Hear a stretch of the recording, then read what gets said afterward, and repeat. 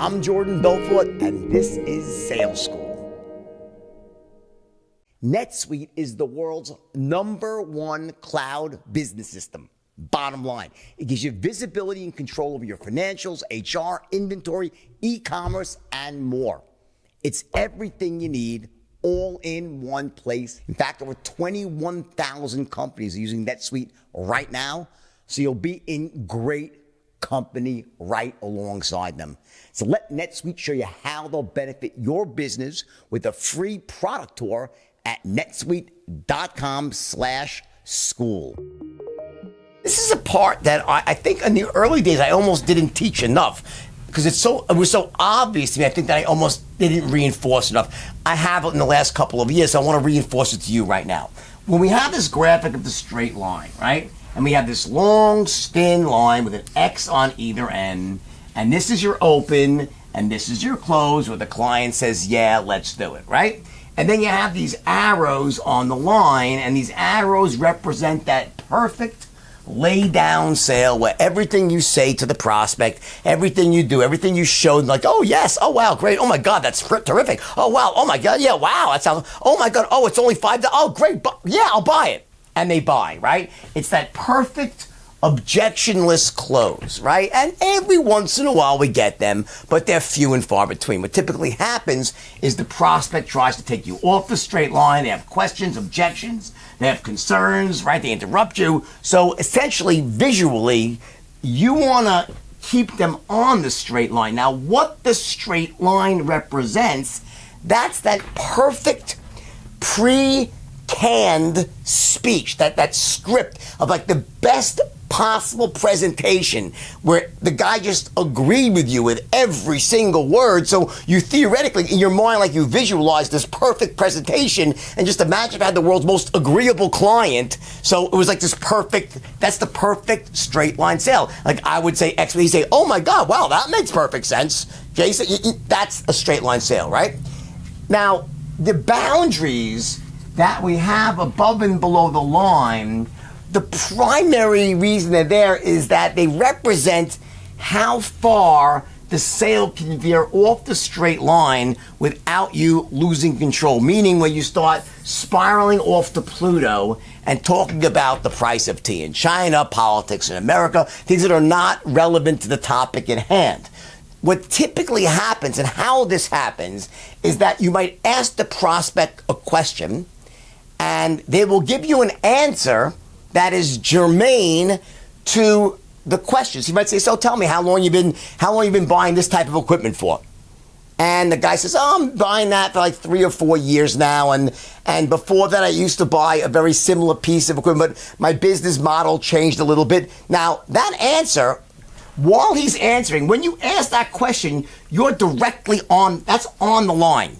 You ask a question, you have that question prepared. It's a must-ask question. How long you been interested in this product? How long you buying this type of product, right? That's a required question. It's on the line. You're going to ask that question. When he answers you and you're listening, that is the boundary in here or in here. So he's talking, you're listening, right? That's when you're off the straight line inside these boundaries.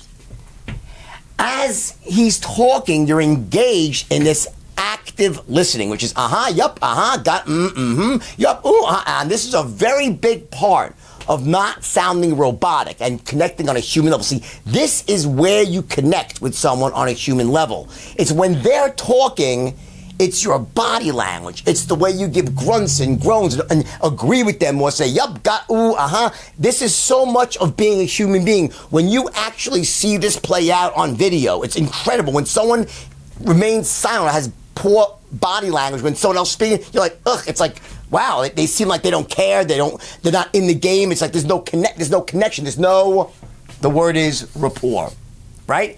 That happens when someone is answering your question and you're listening actively using all those things we teach in the straight line in the module on prospecting and engaging and acting, listening. And there's a lot of great exercises, and trust me, it's easy. Once you get the hang of that, like my son used to be a terrible active listener. Bowen, I say, Bowen, what are you sound like you don't care. He goes, what do you mean? I'm listening with no one knows you're listening.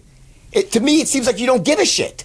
He goes, but I do. I said, great, well, show me now, so in the beginning, he consciously would go, aha, yup, I see, yup. He finished, so people get it. And they're like, wow, I like this guy. He sees things. He gets, you understand? It's so important, Jason, right? Everyone else listening. Now, that's part of it.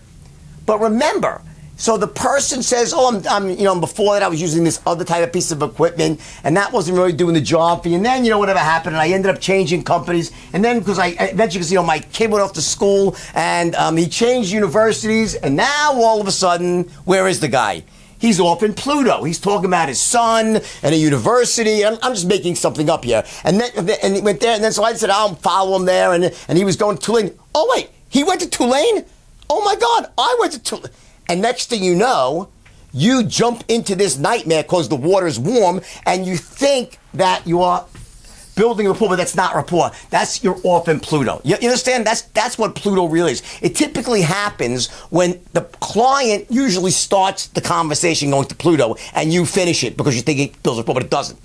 So visually speaking, this up here is Pluto, and down here is Uranus, right? Neither of them are good places to be, right? But here's the other side of the equation, my friend, and this is really important.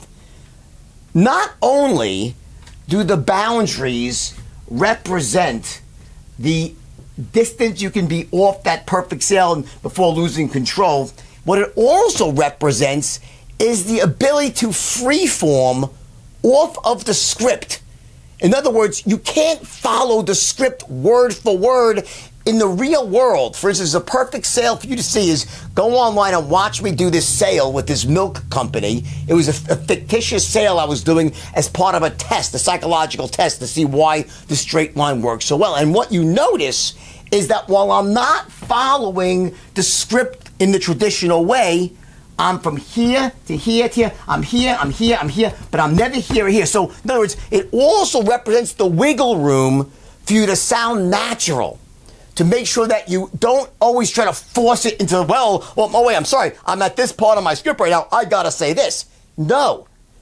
Very often in the real world of selling, you'll have to jump almost to start making your presentation before you're done asking all your questions, because the way it's flowing, if you didn't do it, you'd sound like an idiot. You'd sound wooden. You'd sound inauthentic. You'd sound like a salesperson. Versus real human conversation that tends to jump from here to back, but you're always in the boundaries of the straight line, and you always remember where you left off before you had to jump somewhere to sound natural, and where do you then you always end up back at the point you left off, and you fill in the blanks. So you're backing and filling back, but you're always moving. You understand? So that's this healthy point of where you use your natural, and you'll just get better and better at this over time. But I think what might be happening is you think that staying on the straight line means you have to always be rigid in what you say and when you say it. That's not true. You jump around on this line and in these boundaries to ensure that it follows the normal flow of conversation based on the questions they ask. If they want to move really quickly, you understand? You can't say, whoa, no, I'm on the straight line. That's stupid. Okay, so that's those two areas, that active listening and this will dramatically improve your ability. And also the third one is to just know what you're going to say. You're going to become a stone cold killer expert at your product and industry. So you feel so comfortable, you have all your patterns memorized that it makes it easy to start pulling them and connecting them. So I always say, you want to always remember the beginning of each pattern and the end of each pattern. In the middle, it can get a little fuzzy because as long as you have the beginning and the end, it's like, don't imagine a jigsaw puzzle. And there's all these pieces and they have like different ways they fit together. As long as you know the shape of the end and the shape of this, you can connect them all. You got to know the beginning and end of each piece. The middle, they can be fudgy and you can screw around a little bit. But you got to be able to connect all those pieces as you move them down the straight line. And just practice. Stay with it. I promise you, if that's what it is, this will radically improve quickly and your results will soar.